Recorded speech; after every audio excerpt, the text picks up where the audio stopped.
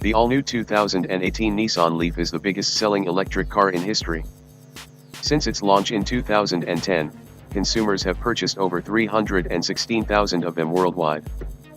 Then, a couple months ago, Nissan announced an ambitious plan to sell 1 million, pinky at corner of mouth, 1 million, electrified vehicles by fiscal year 2022.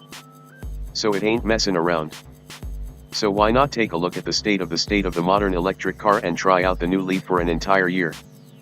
Thus, we introduce to you AutoGeek's latest long-term test car, a 2018 Nissan Leaf SL. Fanfare, applause, etc. Thank you, thank you. The biggest and best thing about the second-generation Leaf versus the first is the 150-mile range of the new model.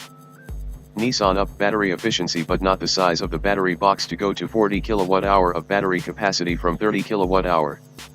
For EV drivers, that's huge. While the Chevy Bolt's ginormous 60 kWh battery offers 238 miles of range and the Tesla Model 3 220 to 310 miles, they are both more expensive than the Leaf. Sticker starts at around $30,000 for the Leaf, about 6 and 7 grand more for the Model 3 and the Bolt. EVs on the other end of the spectrum offer around 100 miles range. Nissan says it hits the sweet spot buyers are looking for at a price they can afford. After 2 weeks of Leaf ownership, and after 5 years and 50,000 miles of Mitsubishi EV ownership, I can say that the best thing about the new Leaf is that 150-mile range. Unlike the sickly EV, which now wheezes out about 42 miles of range and requires a plug wherever and whenever I can find it, I only plug in the Leaf about once a week. Drive it all you want, don't skimp on acceleration, run the air conditioner, run the heater, drag race Teslas, do whatever you want, it has the range for everything. The next best thing I like on the Leaf so far is the e-pedal drive mode, which stops the car by cranking up the regenerative braking to slow it down, very efficient.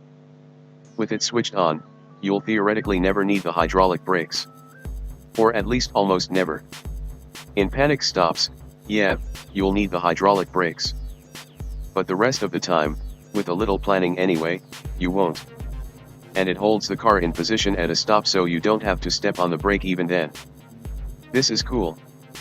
Another thing I, and any Auto Week colleagues who want to fly out to LA and drive it, like is the Pro Pilot Assist, which sort of drives the car for you if you keep your hands on the wheel and if the lane markers are ridiculously well marked and if the sun is shining at just the right angle. Maybe we'll get used to it. That's what you find out in a year.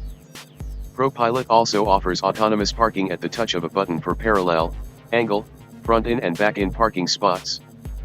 ProPilot is the first of a 3-stage ramp up to what Nissan promises will be urban autonomous driving by 2020.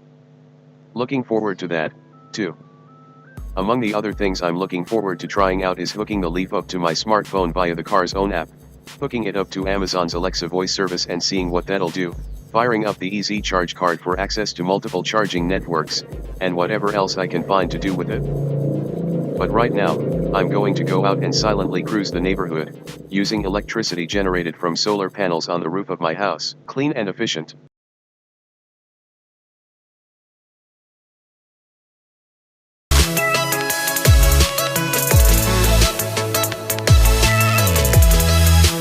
Don't forget to subscribe here.